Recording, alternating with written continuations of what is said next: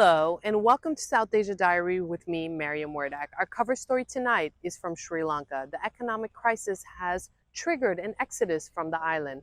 Sri Lankans are fleeing their homeland to escape the everyday struggle. Many are taking off in small boats to Australia and India.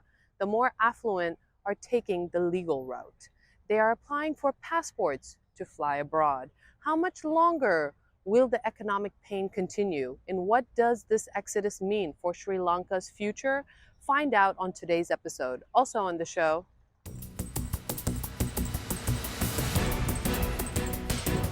2 weeks after a deadly earthquake, Afghanistan begins the daunting task of reconstruction. Can the global community come together to help Afghanistan once again?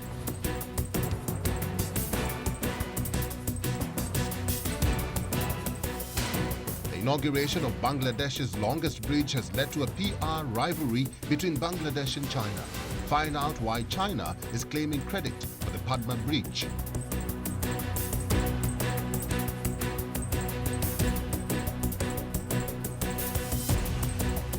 Bhutan's highest spiritual authority ordained 144 Buddhist nuns in an unprecedented ceremony in modern times. What does this mean for gender equality in Buddhism?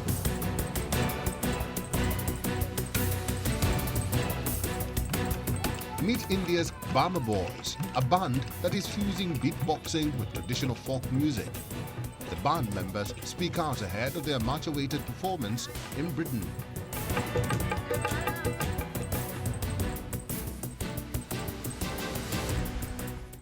more than 120 Sri Lankans have been caught trying to escape Sri Lanka by boat. They are fed up with the shortage and hyperinflation, so they are risking their lives trying to cross the seas. Sri Lanka's Navy has managed to detain some of them, but the exodus isn't stopping. Sri Lankans are fleeing by land and air. Let's take a look at what this exodus means for Sri Lanka's economy.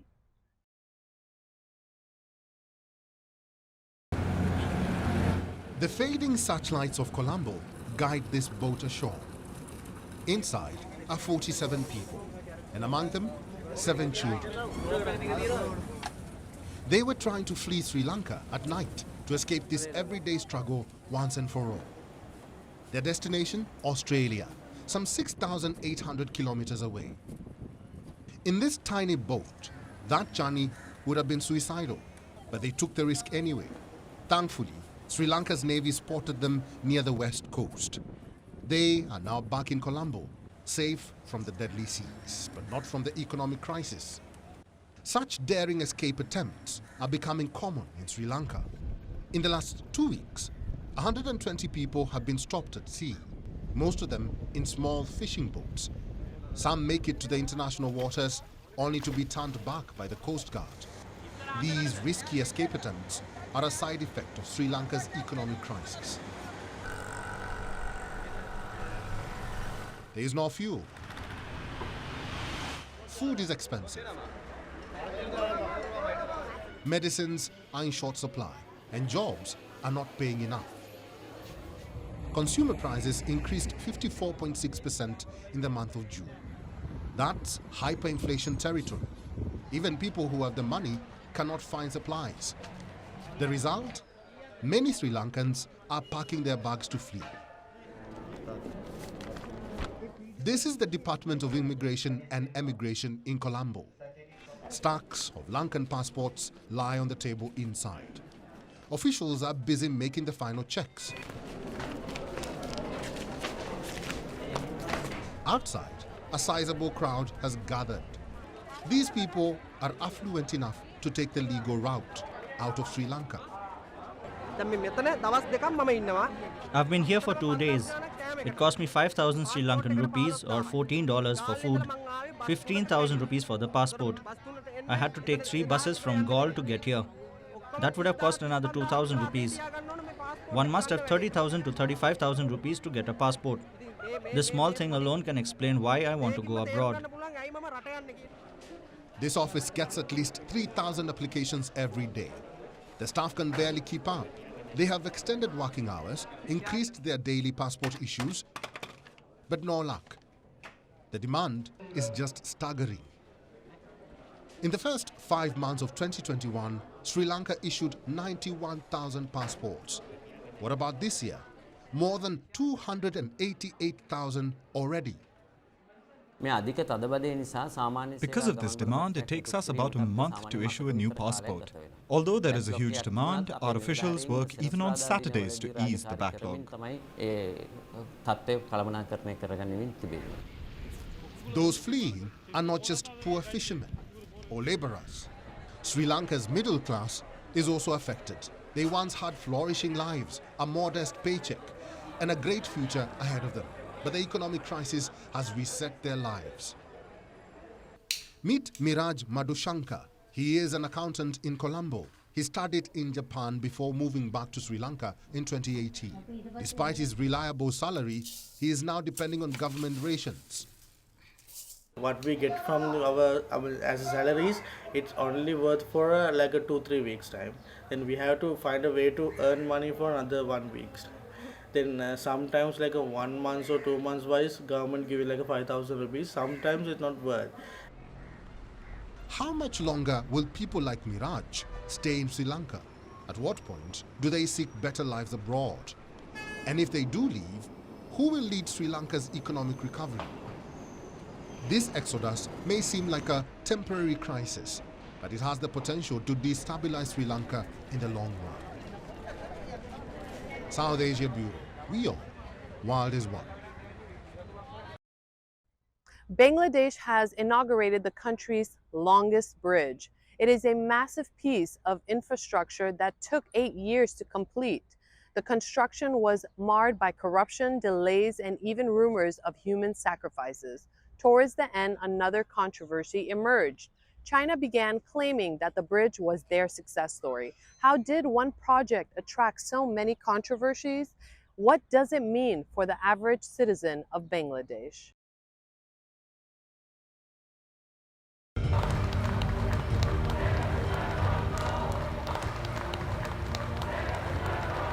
Massive murals, pyrotechnics, and a fly past. Not the usual process for inaugurating a bridge, but then again, this is not just any bridge. It is the longest one in Bangladesh, the Padma Multipurpose Bridge. First, some numbers. This bridge is nearly 6.2 kilometers long. It supports both road and rail links. See those pillars? There are 41 of them supporting this massive construction. And the total cost? Around $3.87 billion. For Bangladesh, this is not just a piece of infrastructure. This is a symbol of their resilience. Bangladesh's economy did not collapse. Instead, it faced the corona crisis and Ukraine-Russia conflict crisis. Yet Bangladesh economy is dynamic. Imposing looks aside, how does this bridge help Bangladesh? By cutting transport times drastically, the journey from Kolkata to Dhaka will be cut by half. Goods will now reach southern Bangladesh quicker. Earlier, they had to be ferried across the Padma River. Now, they can take the bridge. The story of this construction is one of endless tragedies. Corruption, delays, even human sacrifices. Let's focus on that last one. In 2019, 8 people were lynched by vigilantes. The reason? Rumors that human sacrifices were needed to complete this bridge tells you why nearly 1 million people turned up for this event. For 8 years, such issues engulfed the project. As the inauguration approached, another one popped up: China. Chinese state media claimed the bridge was their success story. Look at this article in the Global Times. A number of Chinese-invested projects in South Asia have recently entered the delivery phase as Bangladesh's largest Padma bridge opened to traffic. Makes it seem like China invested in the bridge, doesn't it? Except they did not. Bangladesh funded this whole bridge themselves, something their foreign ministry clarified online. No foreign funds from any bilateral or multilateral funding agency have financially contributed to the construction of this bridge. A Chinese company may have built it, but the whole project was funded by Bangladesh. After all the trouble it took to finish this bridge, no way Dhaka is letting anyone else take the credit. South Asia Bureau, WION World is One. 2 weeks have passed since a deadly earthquake hit eastern Afghanistan. The aftershocks have disappeared. The next step is reconstruction. The Taliban regime is hoping that the global community will come to their help, but aid agencies warn off insufficient funds. Countries will have to dig deep to rebuild Afghanistan's rugged east. Experts say building back is not enough. Things must be built back better in Afghanistan.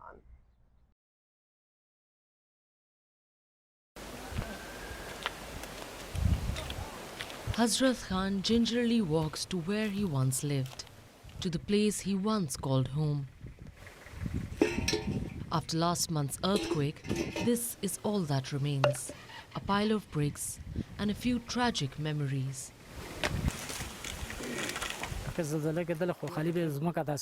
Before this incident, we had a happy life.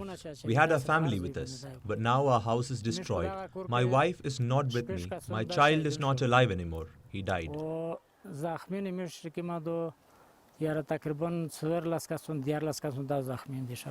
Khan lost everything in the earthquake. 6 of his relatives were killed, including his wife and son. He still remembers that horrible night. Like most Afghan families, Khan shares a piece of land with his brother. Both families live under the same roof. It was once a bustling household of 24 members. Today, it is the scene of a tragedy. We have lost whatever we had in our house. We lost our family members. We lost every single household item we had. And what is left is not usable. We can't live in our house. It's very scary.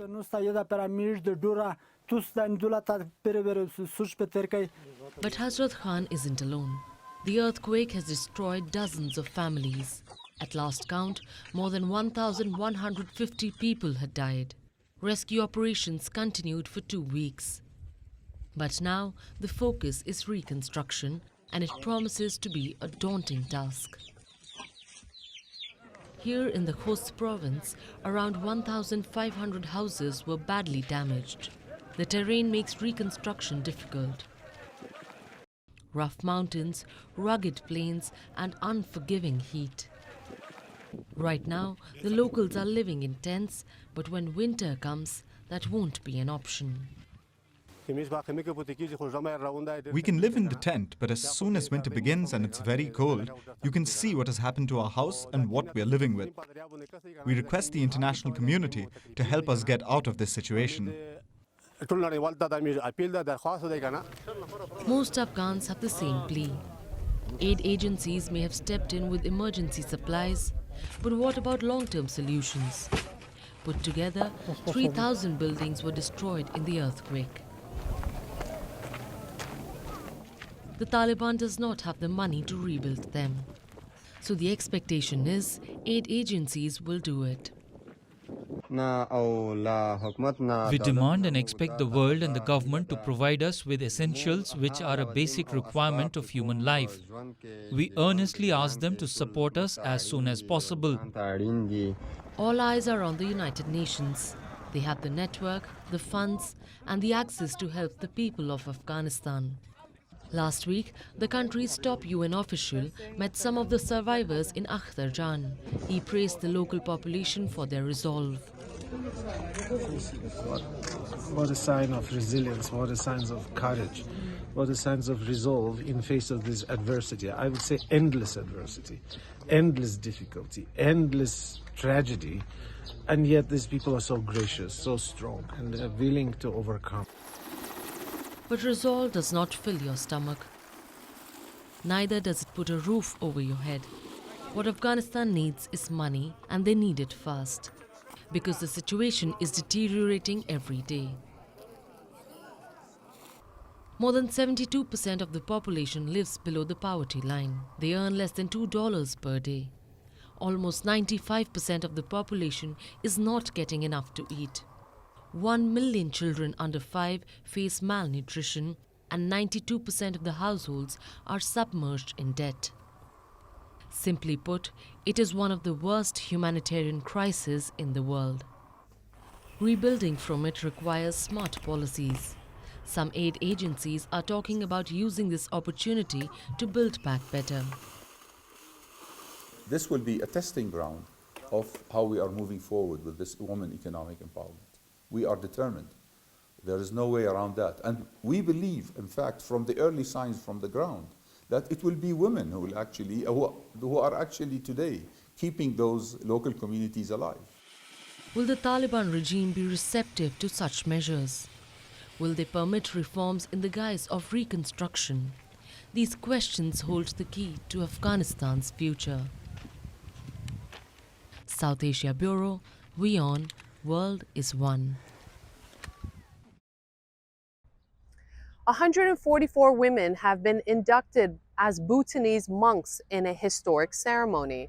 It was a big moment for the Himalayan kingdom. Until now, only male monks were fully ordained. The female monks were denied that privilege.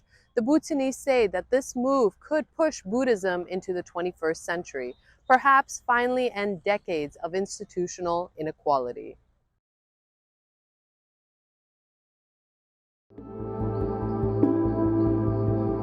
These women are Buddhist nuns from Bhutan. They live at the monastery. They follow Buddhist teachings, yet they are placed one rung below their male counterparts. While the monks get full ordination, the nuns never do. They are treated as subordinates in the monastery. The reason? Same old patriarchy. But Bhutan is looking to break free. It has decided to challenge the modern monastic code. How? By giving full ordination to Buddhist nuns. The first batch of 144 nuns recited their vows last month. The move had the blessing of Bhutan's king as well. In fact, the royal family attended the event. With this, Bhutan has set up a Bhikkhuni monastic order. Bhikkhuni refers to a fully ordained nun. Within this order, their vows have to be maintained, like never lying, never using intoxicants, or never killing a living being. These vows are key to becoming a fully ordained monk. If they uphold the vows for 12 years, they are granted a special power, the power to ordain the next generation of nuns. The move has largely been received well by the Buddhist population. So the question is, why was it delayed for so long?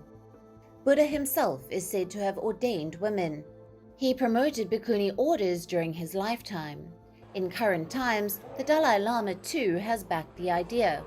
So why are monastic orders dominated by men? Because Buddhism too was muddied by the scourge of patriarchy. Monks believed they required divine permission to change the system. Divine or not, they have received a signal.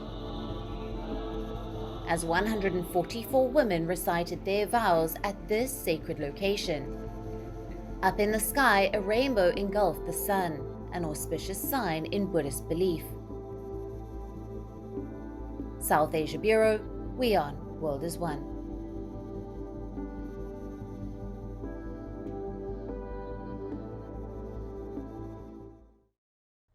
That's all we have for you on this episode of South Asia Diary. We'll be back next week with a brand new lineup of stories. Until then, stay safe. I am Mariam Werdak, and you are watching WION. World is One.